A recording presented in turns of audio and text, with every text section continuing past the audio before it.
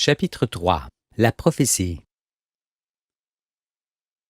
Beaucoup douteront et diront de moi: cet homme qui sort de la campagne et du milieu des animaux, peut-il être celui que l'Écriture annonce?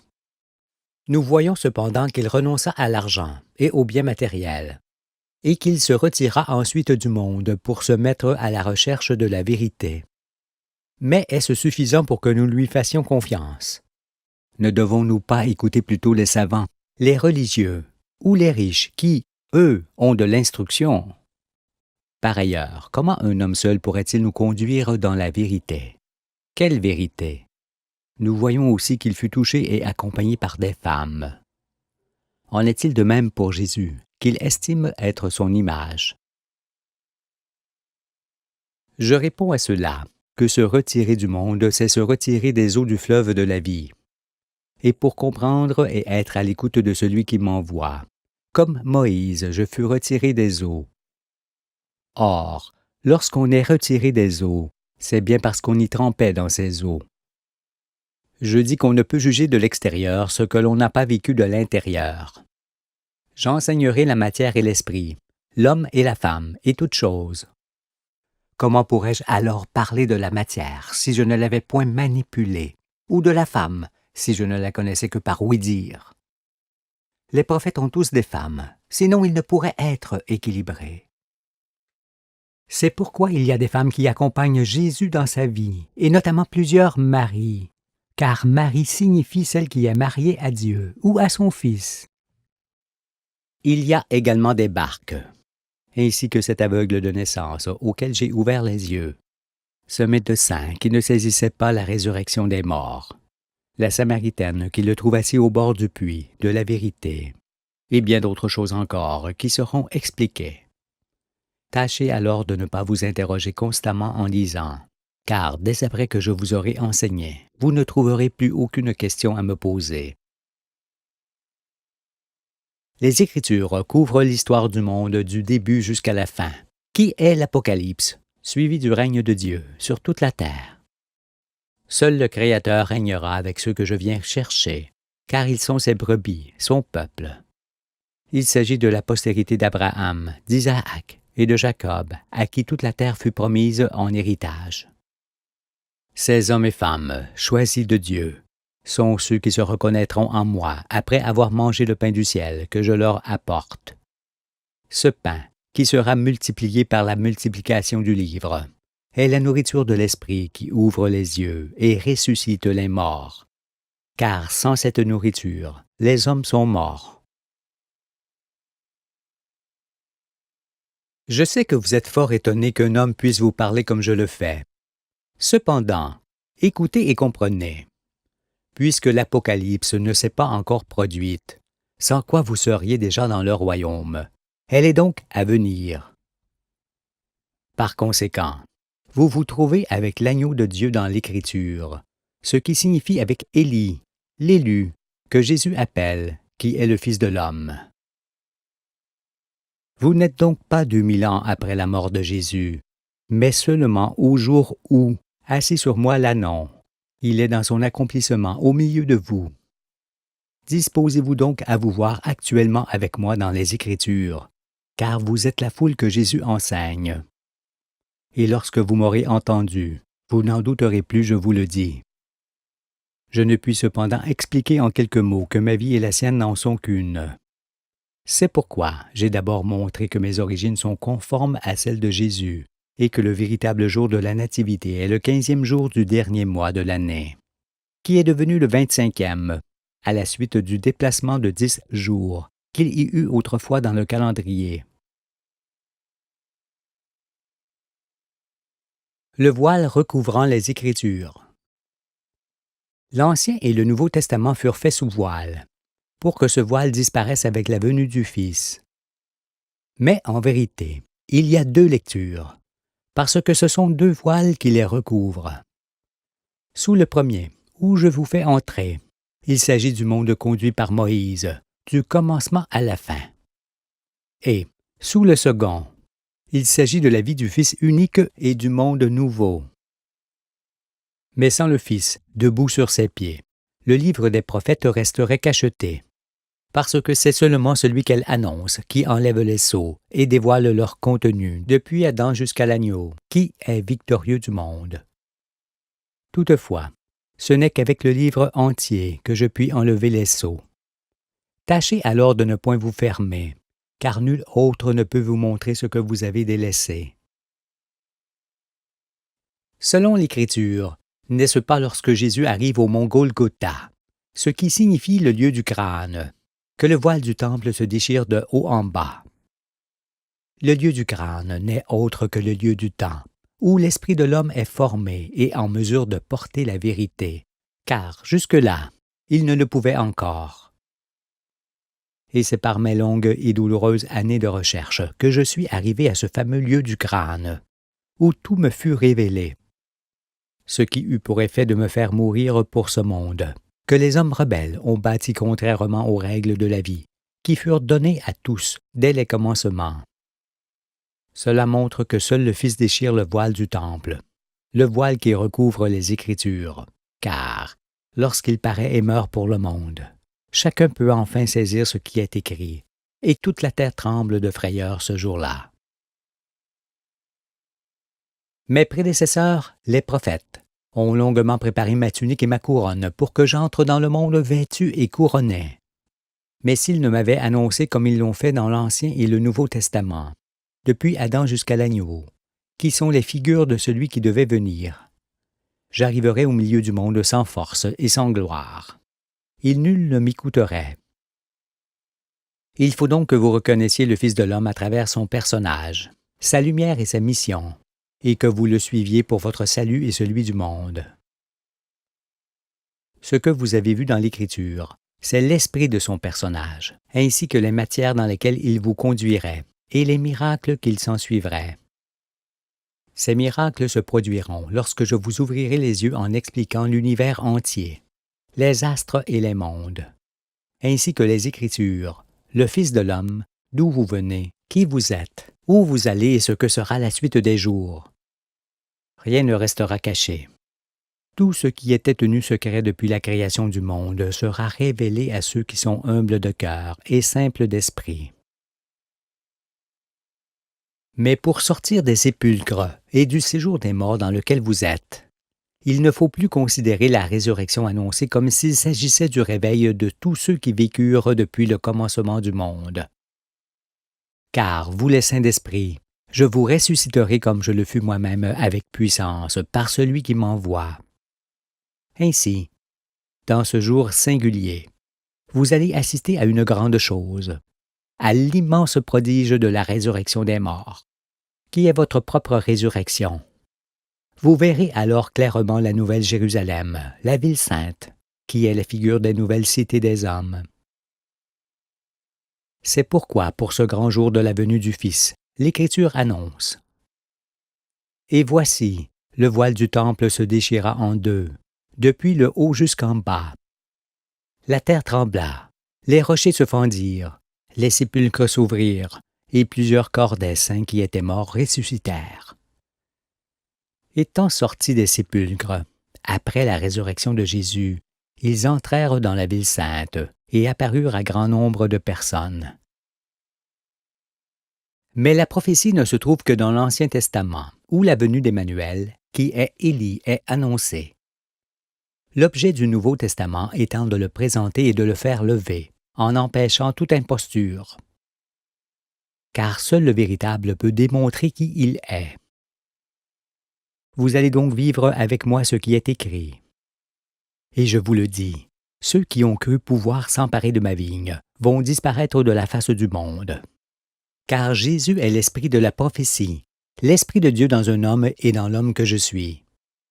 Ma venue est naturelle toutefois et obligée, comme cela vous apparaîtra après avoir mangé à ma table. Cependant, en croyant que le Sauveur est venu il y a 2000 ans, beaucoup disent « Le Fils est déjà venu et il ne s'est rien passé. Il a échoué. » Et moi je dis qu'il s'entend seulement aujourd'hui, dans les temps difficiles, qui sont les temps messianiques. L'homme n'a nullement conscience qu'en étant avant l'Apocalypse, il est forcément avec lui, et il prétendrait qu'il a échoué. Croit-on que l'on soit plus que le Créateur de toutes choses pour être victorieux de lui? Les hommes ignorent que ce sont les planètes qui font briller les étoiles, et ils prétendraient pouvoir faire reculer Dieu. Homme dépourvu d'entendement, si quelqu'un échoue sur cette terre, ce sera toi qui lis et non moi qui t'écris.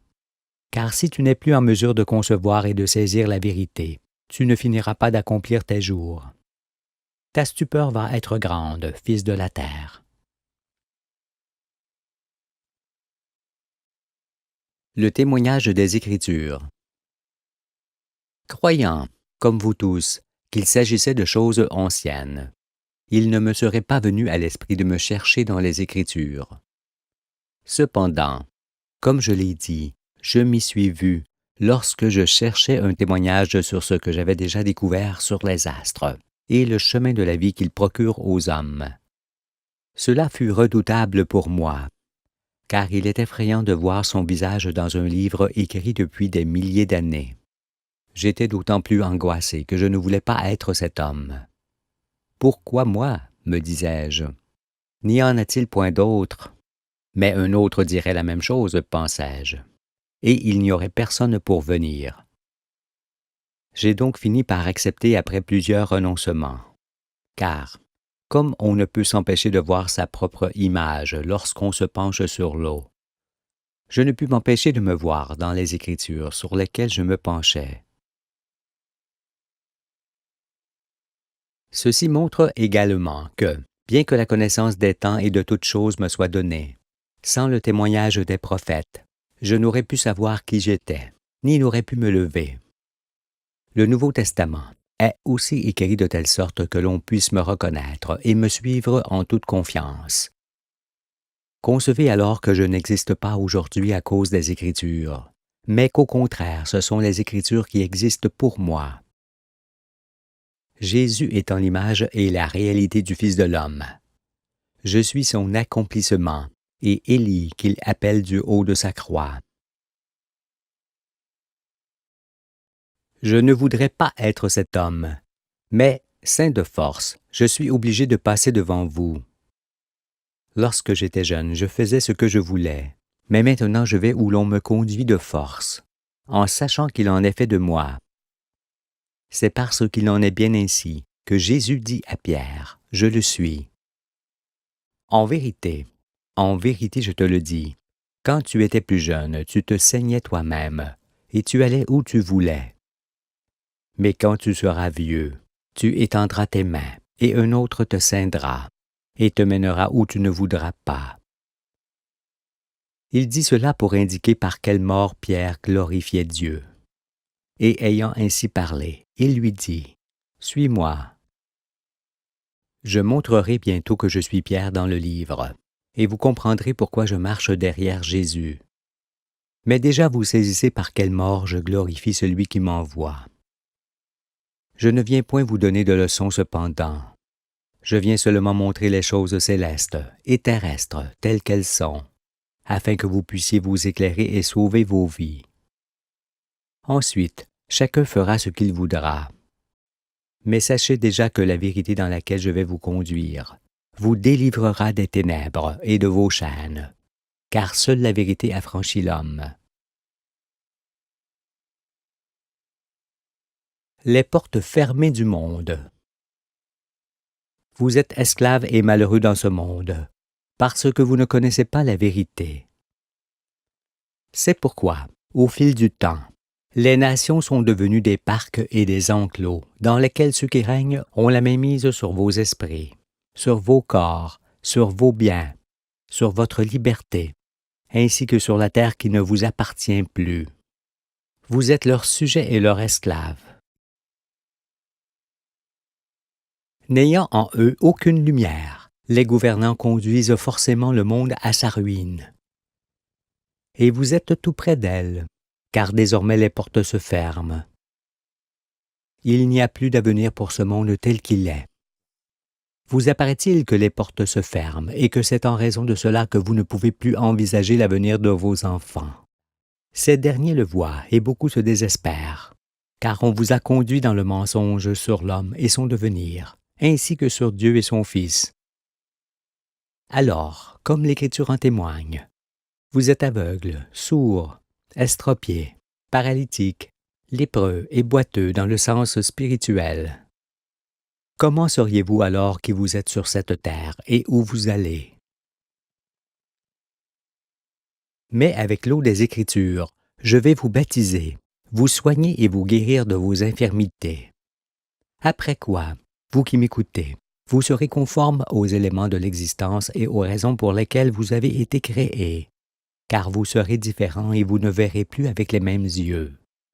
Ce qui sera votre premier pas vers le salut. L'homme pur et innocent est un agneau. Celui-là a forcément en lui le cœur et l'esprit de sa jeunesse. Il parle alors comme un enfant, disant ce qu'il a vu et entendu, sans se soucier de ceux qu'il dérange. Tel je suis. C'est pourquoi lorsque Jean m'a vu en ce jour, il a dit, « Voici l'agneau de Dieu. » Et il présenta, par Jésus, ma personne et mon personnage, ainsi que les domaines et matières dans lesquels je vous conduirai, et ce que seraient les miracles que j'accomplirai. Ces miracles concernent les guérisons dont je viens de parler. Jean fut donc envoyé devant moi pour préparer mon chemin. Mais quand il présente l'agneau, qui est ce même agneau qui combat le monde corrompu dans l'Apocalypse, nul ne s'aperçoit qu'il s'agit du Fils de l'homme qui arrive au soir du monde, quand les portes sont fermées. Cela vous fait saisir pourquoi il est écrit. Jésus se présenta à eux, ses disciples.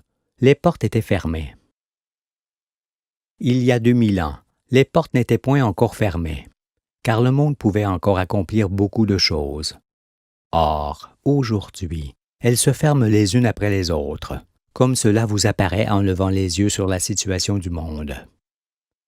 Ayez donc conscience que, quoi qu'il fasse, ce monde est perdu.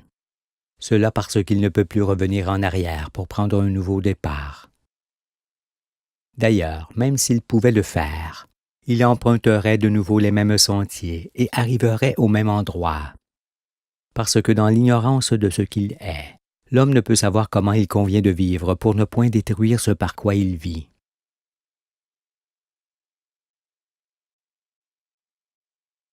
Le terme des fausses croyances. Mais l'on dira, personne ne peut empêcher l'homme d'avoir une religion. Assurément, jusqu'à l'arrivée du Fils de l'homme, qui conduirait la créature dans toute la vérité, nul ne pouvait empêcher la formation de religions, qui sont autant de sectes pernicieuses et non la religion, celle qui consiste à aimer et à protéger tout ce que Dieu a créé. Mais, jusqu'à ce jour, vos croyances dans les hommes religieux, politiques, philosophiques, scientifiques ou remplis d'argent, vous empêchaient de voir ce que fut ce monde et qu'en serait l'aboutissement. Aussi, vous ne pouviez pas savoir ce que sont les temps dans lesquels se trouve le monde, ni concevoir ce qu'est la séparation des hommes annoncée pour la fin des temps. Cette séparation est celle des boucs et des brebis, ou celle du blé et de l'ivraie dont parle l'Écriture, qui décrit aussi ce qu'est l'Apocalypse qui s'ensuit. À partir de quoi, vous ignoriez que la ville sainte, qui est la nouvelle Jérusalem qui descend du ciel, est le modèle des cités à venir. C'est pourquoi, je vous le dis, tout ce que vos enseignants vous firent croire sur l'univers, la terre, le monde, l'homme et ce qu'il est au sein de l'univers, ainsi que sur la prophétie et sur l'envoyé de Dieu lui-même, n'est qu'une montagne de mensonges. Rien n'est vrai dans leur doctrine qu'ils font cuire au four du temps pour qu'elle prenne l'apparence du pain du ciel. Mais tout est mensonge du début à la fin de ce qu'ils vous enseignent. Toutefois, vous aurez beaucoup de difficultés à admettre que vos croyances ancestrales sur les choses du ciel, sur la prophétie et sur Jésus sont tout à fait erronées. Veillez à cela, car le monde agonisant en appelle à la vérité. Bien que je sois un ânon, le petit d'une ânesse, je retirerai les armures de ceux qui dominent et pratiquent le mensonge. Et ce ne sera point pour leur gloire. Il est écrit que ceux qui s'élèveraient seraient abaissés par le Fils de l'homme, lorsqu'il viendrait séparer les boucs et les brebis. Cela est prédit, et s'accomplit aujourd'hui, ou vous n'avez jamais été autant éloigné de la vérité. Prêtez-moi donc l'oreille, et faites preuve de patience pour lire, comme je fais preuve de patience pour écrire. Car au soir du monde, le Fils épouse la vérité et invite au souper de ses noces tous les saints d'esprit. Il s'agit, dans l'Écriture, du souper que Jésus donne le soir à ses disciples avec la nourriture de l'Esprit, qui est le pain et l'eau que j'apporte à ceux qui ont faim et soif de la vérité. Le Fils, en chair et en os, est le dernier prophète qui se lève pour agir et récolter ce que ses prédécesseurs ont semé. C'est pourquoi nous montrerons que la prophétie se trouve dans l'Ancien Testament et que le Nouveau Testament avait pour objet de me faire lever après avoir fait sortir les imposteurs devant moi, afin qu'en arrivant à l'improviste, je les prenne dans leur piège. Le Nouveau Testament avait ainsi pour but de préparer mon chemin, car il fallait plusieurs siècles pour de tels travaux. Mais il est aussi écrit pour que le Fils véritable puisse se reconnaître. Il existe donc pour votre salut, car il empêche l'imposture ou la révèle. Si je vous trouble par ces premières paroles qui montrent à l'évidence que les religions ont empoisonné les hommes depuis des siècles, ce que je dis est néanmoins entièrement véritable. Ne soyez donc pas suspicieux et comprenez ce que j'explique pour sauver votre vie. Ce n'est pas sans raison que je viens aujourd'hui à l'improviste pendant que le monde tient ses derniers discours, car j'ai un peuple à sauver de ce qui arrive. Ce peuple, comme je l'ai dit, est composé de tous les saints d'esprit du monde entier que je vais enseigner et réunir autour de ma bannière, pour faire d'eux un peuple unanime et unique. Ainsi, par un seul, chacun d'eux saura qui il est dans le monde et dans l'univers. N'est ce point-là un grand miracle que seul le Fils peut accomplir?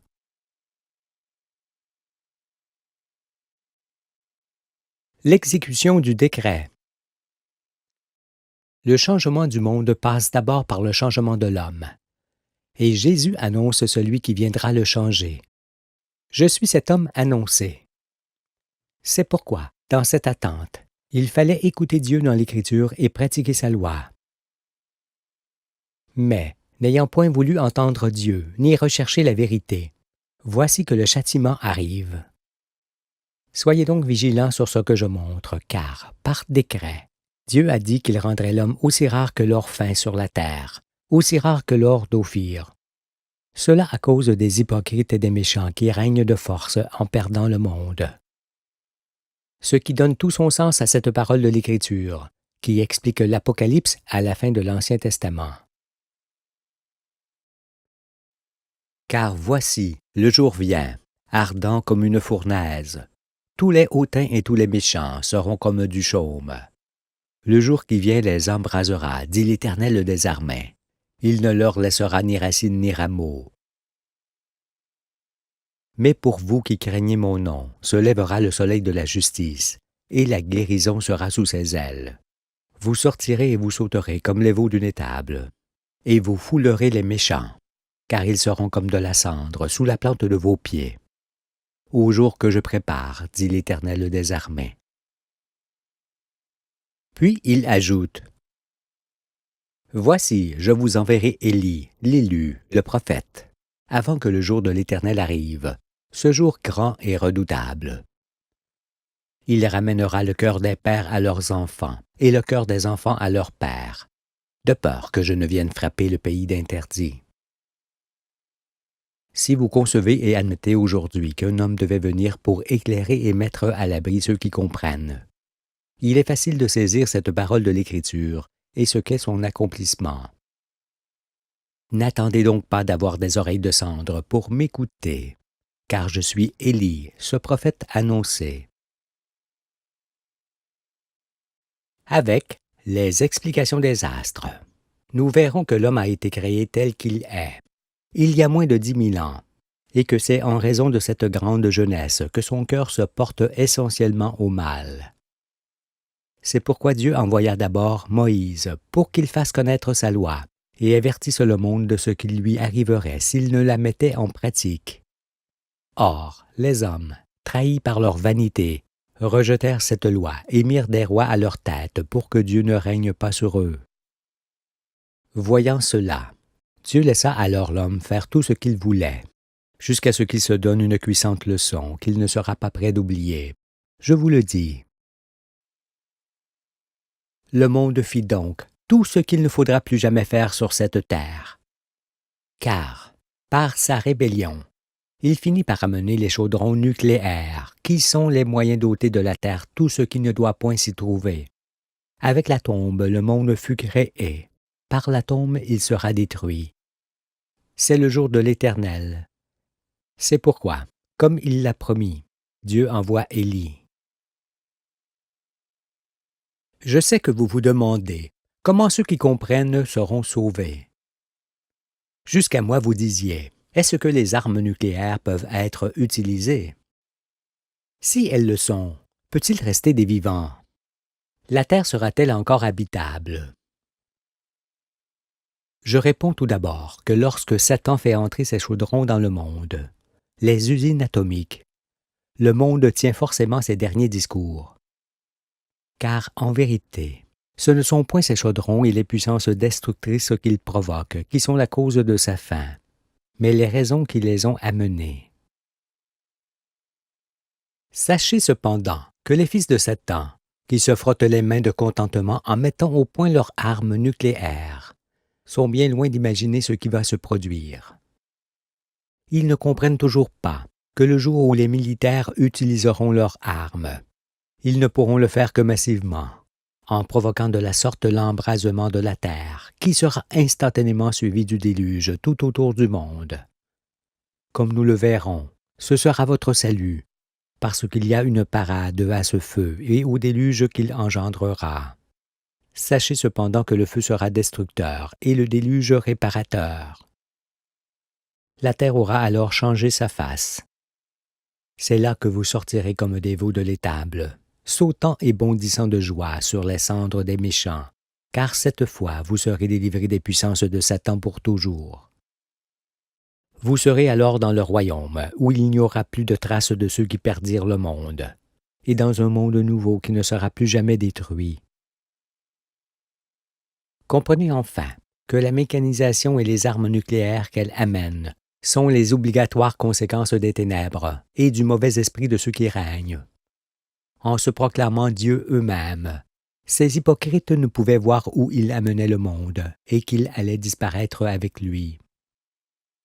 Alors, ne craignez point les chefs des nations, les puissants, les riches, les conquérants, les scientifiques, les militaires et les religieux qui les bénissent et les glorifient. Parce qu'après avoir eu l'audace de défier Dieu, leurs œuvres vont leur retomber dessus.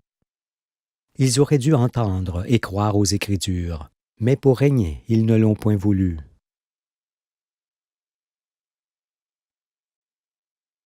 Le changement de monde. Avec ou sans le Fils de l'homme, cette fin est résolue et ne peut être différée. Sachez cependant que Dieu n'a point créé toute la famille solaire et son monde vivant, pour qu'il n'y ait point de réchappé. C'est pourquoi, dans l'Apocalypse de Jean, chacun voit que l'agneau est celui qui combat le monde corrompu avec l'épée de sa bouche, qu'il en est victorieux et qu'il règne avec les saints d'esprit au siècle des siècles. Or, puisque l'Apocalypse est devant et non derrière, vous êtes bien en présence de cet agneau, où que vous soyez sur la terre. Aussi, écoutez, puisque nous sommes juste avant l'Apocalypse, il est certain que nous ne sommes pas après Noé, mais dans le monde de Noé, qui est le premier monde corrompu allant être détruit. Pourquoi est-ce une certitude? Parce qu'après avoir détruit le monde corrompu, Dieu promet à Noé qu'il ne le détruira plus jamais. Il lui dit, « Je ne maudirai plus la terre à cause de l'homme, car les pensées du cœur de l'homme sont mauvaises dès sa jeunesse. Et je ne frapperai plus tout ce qui est vivant, comme je l'ai fait. Tant que la terre subsistera, les semailles et la moisson, le froid et la chaleur, l'été et l'hiver, le jour et la nuit ne cesseront point. » Ayant formellement promis à Noé qu'il ne frappera plus jamais le monde tant que la terre subsistera. Dieu ne peut le faire de nouveau, Sinon il le détruirait 2 fois et faillirait à sa parole. Or, Dieu n'est pas menteur. Et aujourd'hui, où il visite la terre, chacun s'en convaincra, je vous le dis. L'arche de Noé n'est évidemment pas un navire composé de 3 étages selon la lettre, mais ce livre que je vous écris et qui est composé de 3 parties.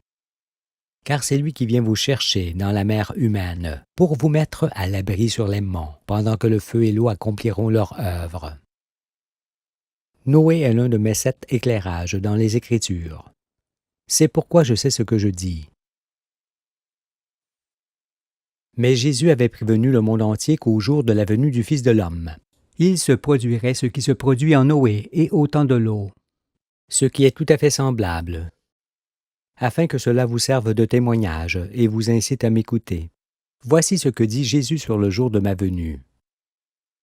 Car, comme l'éclair resplendit et brille d'une extrémité du ciel à l'autre, ainsi sera le Fils de l'homme en son jour. Ce sera très rapide. Mais il faut auparavant qu'il souffre beaucoup et qu'il soit rejeté par cette génération. Ce qui arrivera au temps de Noé arrivera de même au jour du Fils de l'homme. Les hommes mangeaient, buvaient, se mariaient et mariaient leurs enfants, jusqu'au jour où Noé entra dans l'arche. Le déluge vint et les fit tous périr. Ce qui arriva au temps de l'eau arrivera pareillement. Les hommes mangeaient, buvaient, achetaient, vendaient, plantaient, bâtissaient.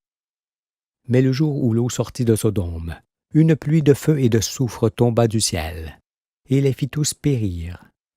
Il en sera de même le jour où le Fils de l'homme paraîtra. Quand on croit en Jésus, on croit ce qu'il dit.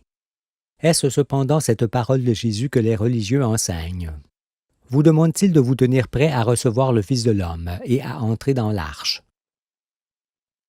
Il est évident que dans le sens de la lettre, l'arche de Noé est un navire. Mais l'Écriture ne se lit point dans le sens de la lettre, habitant des sépulcres. Car pouvez-vous imaginer Noé en train de courir après les insectes, et après les petits et les gros oiseaux de chaque pays, ainsi qu'après les reptiles, les quadrupèdes et autres animaux du monde entier, pour mettre des spécimens de leur race dans l'arche avec de l'eau et leur nourriture respective? Est-ce ce que vous croyez? Abandonnez plutôt l'enseignement de vos chefs religieux. Cela redonnera forme à vos visages et à vos pensées. Et suivez-moi, vous ne serez point confus.